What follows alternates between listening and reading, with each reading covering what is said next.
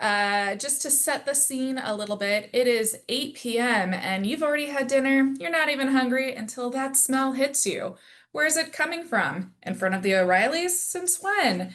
There it is, a tiny taco tent and a line that stretches into the night, and you can't help but wonder, what is going on here? So I know that at least both Stefan and I have had this magical moment happen to us here in Shoreline, the smell of tacos drifting across the air. I'd love just to see, if folks can go ahead and give a thumbs up, or just some sort of reaction. Have you seen this in your jurisdiction? So taco tents, what it looks like, what we're seeing here in Shoreline is these are nighttime operations, so often popping up 7 o'clock, 8 o'clock at night and going into the wee hours of the morning. These are typically tents set up out of vans, so they're not trucks, they are tents usually. There are 2 to 4 people working. The tent is unmarked, so it doesn't have a restaurant name on it. Typically, there's no owner information. We've been able to do a little bit of investigation. What we're seeing in Shoreline is it seems to be tied back to an individual that's based out of California, but it's really unclear to us if this is a situation where there's, sort of one individual on top who's running this larger operation, or if there's several larger operations going on. What we do know is that it's going on up and down the West Coast and across Western Washington, it sounds like as well. With these tents, the location often changes. It's really hard to track where they're at. So it's sort of this like whack-a-mole effect. Sometimes public health will shut these different tents down if they don't have all of the safety measures in effect, and they'll just pop up somewhere else. So sometimes it's really hard to track when and where they will be. And we've run into a few problems, and the main is that these tents are kind of operating almost kind of outside of the law. They have no business licenses. There's no food and safety license in our case from King County. So there's um, no any kind of wash water. There's no food safety precautions while they're storing the food, while they're cooking it. Um, and within Shoreline, we have had multiple reports come into the city reporting foodborne illnesses after people have gone to these establishments. There's also multiple fire code issues of they're cooking with propane, they have an open flame. Um, and for the most part, at least within a shoreline, a lot of these tents are set up in either the right of way or like private property adjacent to the right of way along Aurora Boulevard. So it's a very busy street, and especially once the lines start to get long, we have lines of people on the sidewalk blocking ADA access, and there's just a threat of pedestrian safety just because there's so many people on the sidewalk and there's a very high traffic road nearby.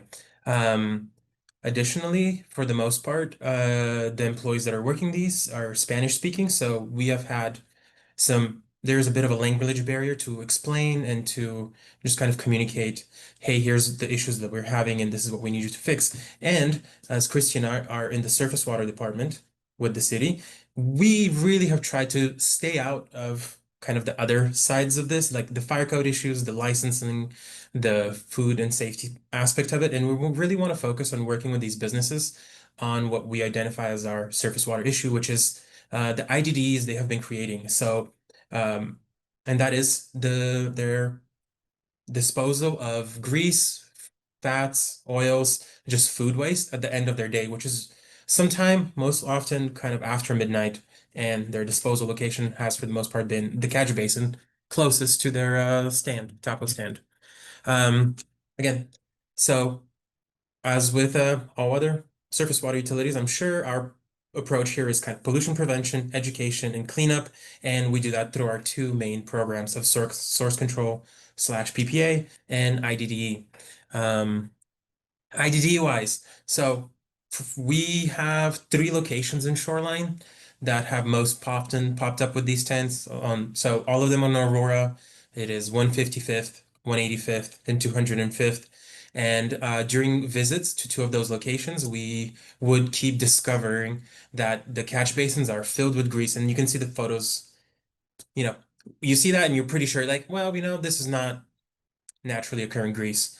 So our approach has always been to just kind of jet these and clean them out. And for the most often. And since we've started discovering these issues, it has been through the summer. So we have not been having a ton of rain that would kind of mobilize these pollutants, flush them out into receiving water. So for the most part, all of this has been contained within. In both cases, it's kind of three catch basin. Some of them are type two, so they have like a little bit more capacity, and the connecting pipes. So we've had to go out there with our city vector, clean them all up, dispose of the grease, and then we identify this as an issue, but it's taken us sometimes a little bit while to respond of like, what is the best way to communicate in this business? How do we meet with them? And then we did the cleanup, let's say on Wednesday, we go out to check again on Friday. Um, and the catch basins are full. So in both of these locations, we've had multiple cleanings while we get ramp up to a visit to be able to meet with the businesses, with the taco tents that are operating in those locations.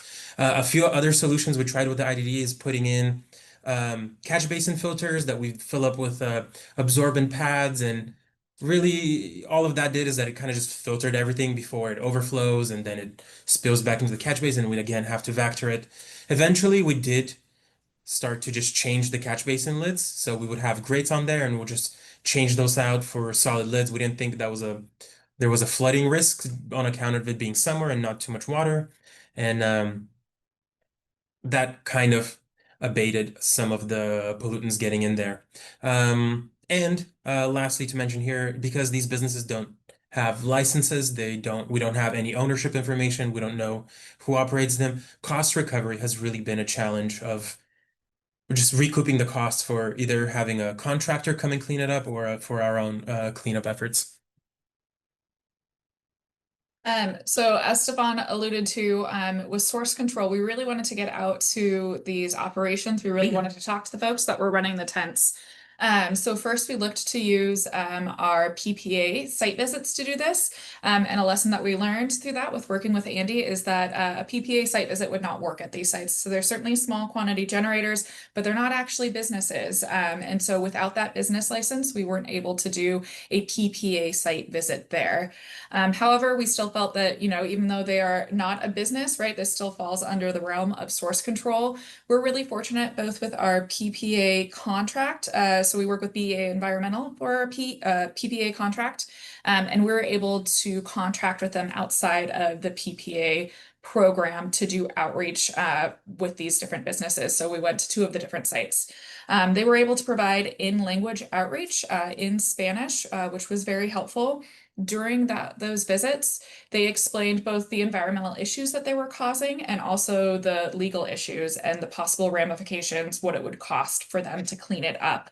And in that visit as well, they provided disposal solutions. This was another really interesting one to navigate because since they aren't a business, they don't have a business license, going to commissary kitchens was a little hit and miss for them. It was some options that we provided information on, but we were able to provide them with a lot of residential information as well. So if you were a resident and you were trying to dispose of a large amount of grease, how would you go about doing that?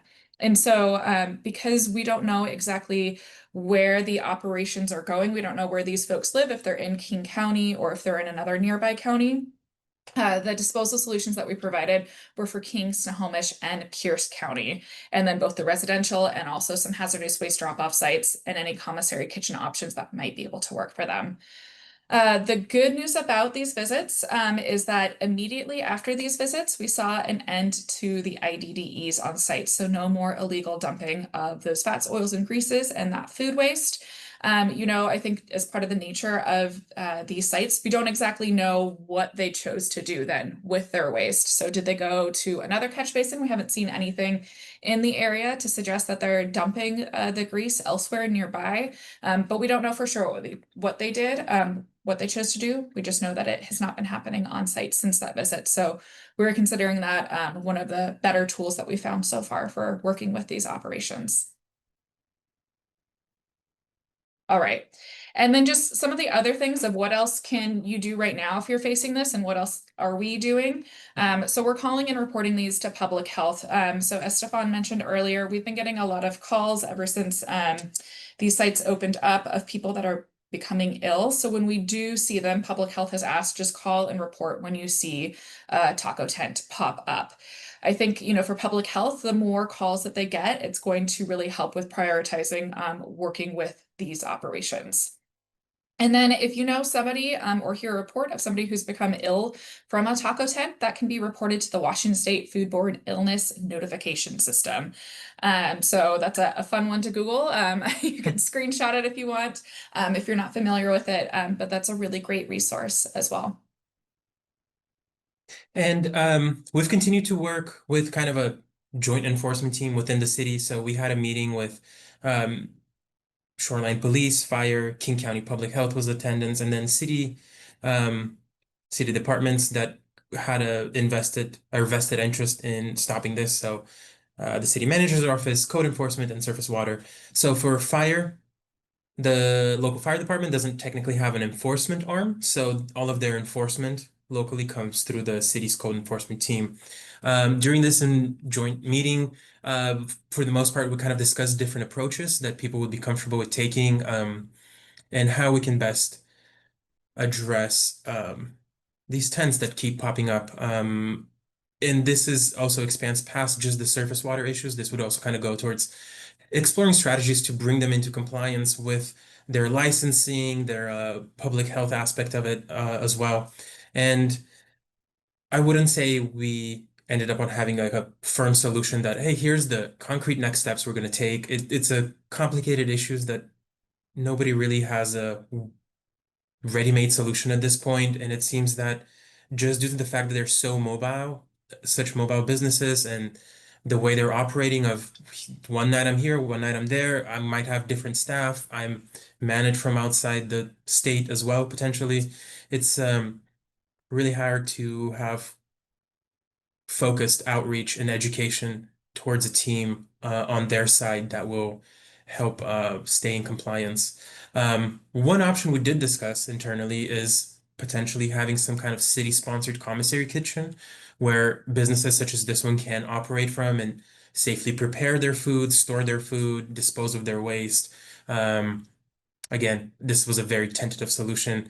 The I would caveat here that police would not be comfortable with going in with any kind of enforcement and they need something to enforce. So in our case, the only thing police could do to kind of prevent these taco tents from being where they are would be from applying trespassing laws. So this is in case they set up on a private property and they are disposing of their fat oils and greases somewhere on that private property, the private property owner could reach out to police and submit a trespass complaint. For the right of way, I think that becomes more complicated since you can't technically trespass on right of way, but we're kind of working with our city attorney office to see if blocking the ADA access is something that we could potentially follow up on. And I think the key here is to just stay active. We continue to uh, follow up on these sites. We continue to look at, hey, have they started dumping again? Again, due to the fact that these are not the workers at these tents are not necessarily going to be always the same people. We don't know how well the information is going to be passed along, and we don't know if in a month somebody else is going to be working here. They don't know that we've asked them to stop doing that. They don't know the repercussions of it.